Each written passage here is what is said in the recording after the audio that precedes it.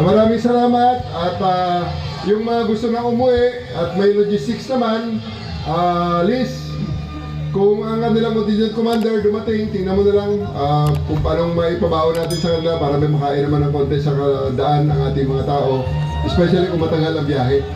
No? Hindi ko alam kung ibigay sa atin na reward. Pag ibigay sa atin na reward, malalaman nyo. I-distribute ko talaga sa mga bawat isa sa inyo. Pag ibinigay pag ibinigay, palagay ko naman ibibigay sa atin. Private na tao yun eh. So, pag ibinigay sa atin, tayo ay i-distribute. Sandali lang, si spokesman.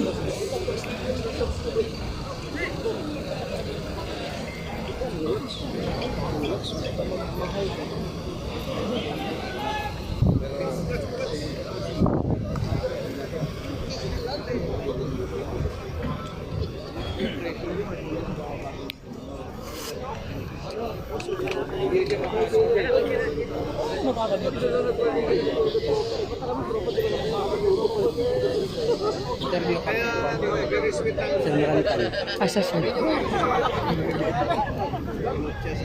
Hadlokman?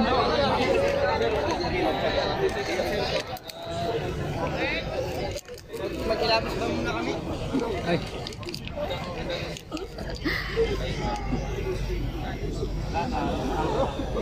Live po tayo ngayon sa loob ng PRO Camp Katitipa dito po sa Davao City. At kung nakikita nyo po ang mga police po na androon sa KOJC compound na nakabantayan, dito na po ngayon sa Camp Katitipan. Andito na po ngayon yung mga kapulisan matapos pong sumuko si Pastor Apollo Kibuloy at ang iba pa niyang kasamang mga wanted.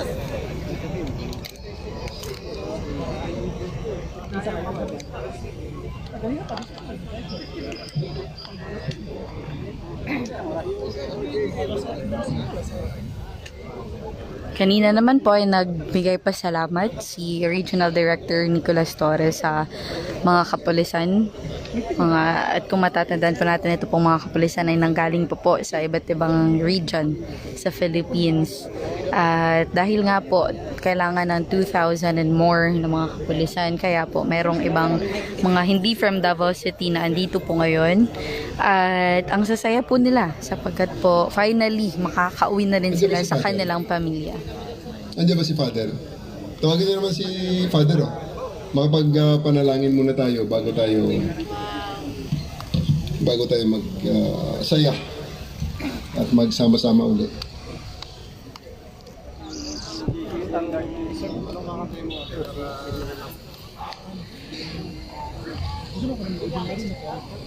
Pakitawag si Father para makapag-prayer siya para sa ating lahat.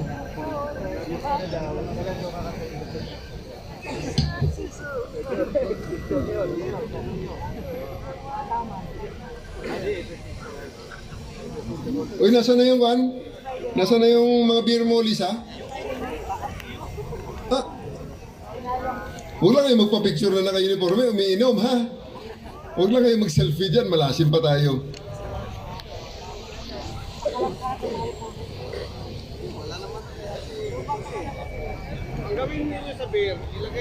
At meron pa pong mga paparating na ibang kapulisan. Ito po ay ang galing po doon sa Kingdom of Jesus Christ compound. Marami pa pong mga bus ng police ang dumarating.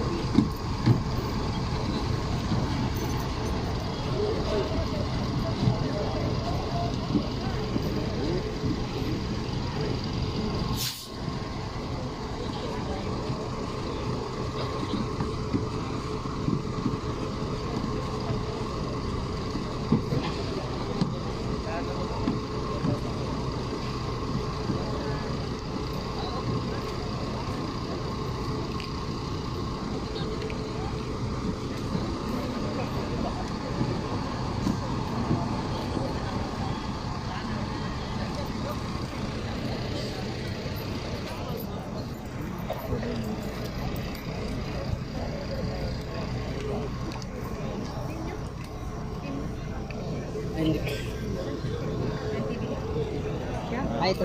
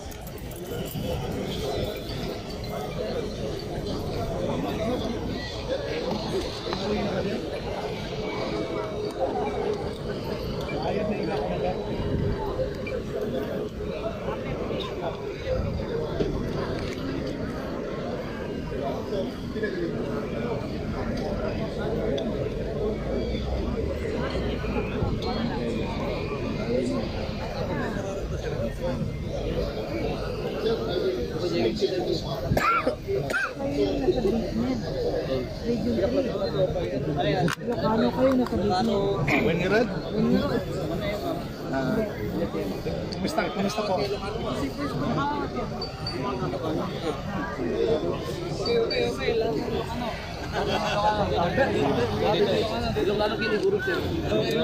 Guro, tumalik kayo sa amin. Ito po ang sitwasyon ngayon dito live sa loob ng PRO Camp Katitipan. At kung nakikita nyo po, andito na po ang mga kapulisan. At unti-unti na po sila, andito na po lahat kasi po yung mga andun sa KOJC compound ay unti-unti na pong pumupunta dito. Matapos pong sumuko si Pastor Apollo Kibuloy at ang iba niya pang mga kasamahan.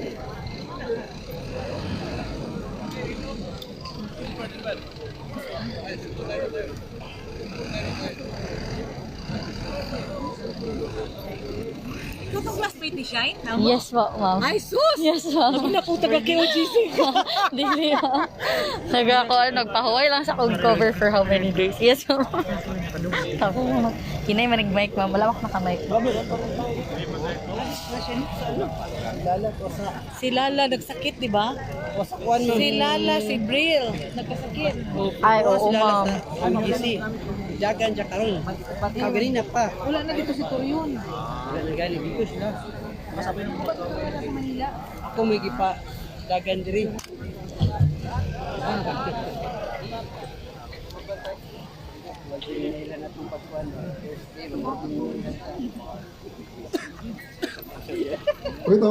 Pakitawag ng pastor natin, yung RPO.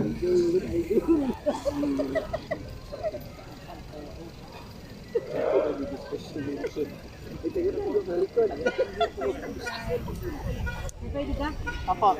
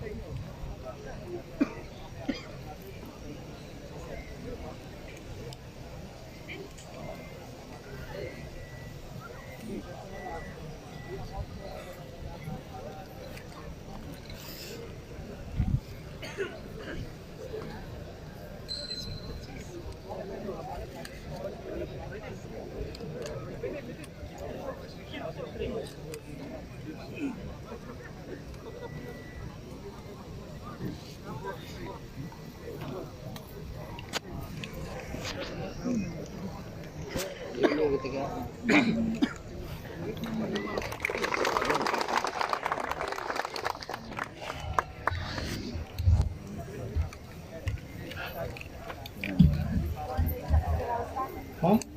Oh, wala si Father. Oh, sige. Lapit kayo rito para makapag simula na ang inuman ni Igan. Ang mga beer ni... Ang mga beer ni Lisa, wala pa. Ha? Ano na mga beer ni Lisa? Ha? Andito na ba lahat tayo? Yung mga... Ayos, pinagadya ang mga... Sa dami natin, natakot ng kalaban, ano? Okay, once again, simulan natin sa pasalamat muna sa dapat nating pasalamatan ang ating magandang araw at magandang gabi na ito.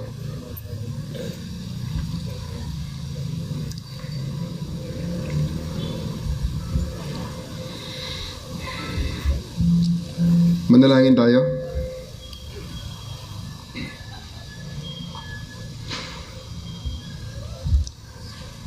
Ama naming Diyos, banal at makapangyarihan ka sa lahat. Maraming salamat pong muli sa mga biyayang ibinigay mo sa amin sa nakaraan, sa kasalukuyan at sa mga darating pang mga panahon. Pinupuri, sinasamba at dinadakila namin ang iyong banal na pangalan. Ngayong araw na ito, Ama, lubos-lubos naming ipinagpapasalamat sa iyo ang tagumpay na ibinigay mo sa amin. Maraming salamat sa lakas ng katawan, talas ng isipan, at ng linis ng kalooban na iyong ibinigay sa amin sa nakaraang 2 linggo. Ibinabalik namin sa iyo, Ama, ang kapurihan. Aming nagawa ang aming mga tungkulin na iniatang mo sa amin ng naayon sa iyong kalooban. Ama, maraming salamat po sa mga suporta, sa mga pagpapala na ibinigay mo sa amin nitong nakaraang 2 linggo. Napagtagumpayan namin ang mga pagsubok na ibinigay mo sa amin. May mga nasaktan, may mga nahirapan, pero lahat kami ay iyong binakuran ng iyong kaligtasan at patuloy na biniyayaan ng maayos na pangangatawan upang kami patuloy na makapaglingkod at may pagpatuloy na matupad ang tungkuling ibinigay mo sa amin. Itinataas namin sa iyo, Ama, ang aming organisasyon, ang Philippine National Police. Naway patuloy mo kaming gabayan, patuloy mo kaming biyayaan, patuloy mo kaming bigyan ng kolektibong mabuting hangarin na maglingkod sa ating bayan. Ama, sa dami ng aming inabot na mga pagkukutya, mga galit ng mga tao, at lahat ng mga masasamang pag-aalipusta. Maraming salamat, Ama, at patuloy mong binakuran ng kalakasan ng aming organisasyon. Itinataas namin sa iyo ang mga namumuno sa amin, ang aming Pangulong Ferdinand Marcos Jr., ang aming Secretary Benhur Abalos, at ang aming Chief PNP Romel Marbil. Patuloy mo silang bigyan ng kapangyarihan at katalinuhan na kanilang kailangan upang kami patuloy na papangunahan sa sakdal na paglilingkod sa iyo at paglilingkod sa sambayanang Pilipino. Ang aming mga sambahayan na nawalay sa amin sa nakalaang 2 linggo. Ama, maraming salamat sa iyong pagkalinga, sa iyong pagpatong na iyong mapagpalang kamay upang sila ay palaging ligtas kahit na kami ay magkahiwalay at kami ay nakapagtrabaho nang hindi namin sila iniisip na masyado. Ama, ang bawat isa sa amin, itinataas namin sa iyo ang aming mga kalusugan, alisin ang aming mga karamdaman, pagalingin ang aming mga sakit upang kami patuloy na makapaglilingkod sa iyo at sa sambayan ng Pilipino at higit sa lahat sa iyong banal na pangalan. Ama, muli, itinataas namin sa iyo ang tagumpay na ito, ang tagumpay ng araw na ito, ang tagumpay ng nakaraang 2 linggo. Alam namin, ikaw ang nagbigay ng lahat ng ito sa amin at ikaw ang nagpala sa amin. Kaya sa iyo uli namin itinataas at binabalik ang aming pagpupuri. Ama, lubos ang aming pananampalataya, tinanggap na namin ang aming mga panalangin, ibinigay mo na ang aming mga pangangailangan, at pinatawad ang aming mga kasalanan sapagkat lahat ng ito ay aming hinihiling sa pangalan ni Jesus, dakila naming tagapagligtas. Amen. Mabuhay ang Philippine National Police! Mabuhay tayong lahat! Maraming salamat pong muli sa inyong kooperasyon. Sa 2 linggo nating paghihirap, nagbunga rin ang lahat ng ito. Bukas may mga istorya tayong maririnig, pero isang bottom line, nandito tayo sa kalsada, nandun tayo sa loob ng KOJC, nandun tayo sa gitna ng aksyon, at ito ay ating tatandaan at ating alalahanin sa ating buong pag-stay dito sa Philippine National Police, at I think ito ay hindi natin makalimutan sa ating habang buhay. So again, maraming salamat, at R6, nasa na ang ating beer? Maraming salamat. Kapalakpakan natin ang ating mga sarili.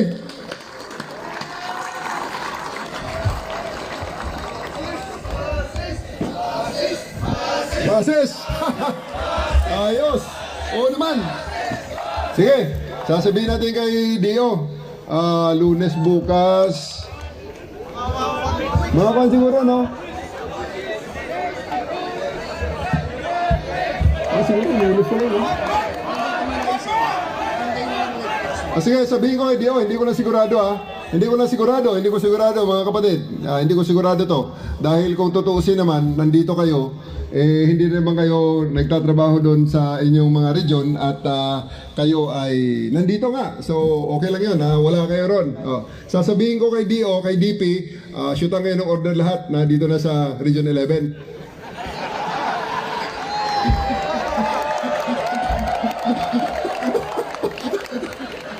Ano ba gusto nyo? Tapos dito, i-declare ko, ETA kayo, kuha kayo, traveling. So 1 week, next week na kayo mag-report kay Arwan. Arwan ng Region 11, Arwan, Colonel Badang, next week na natin sila hanapin.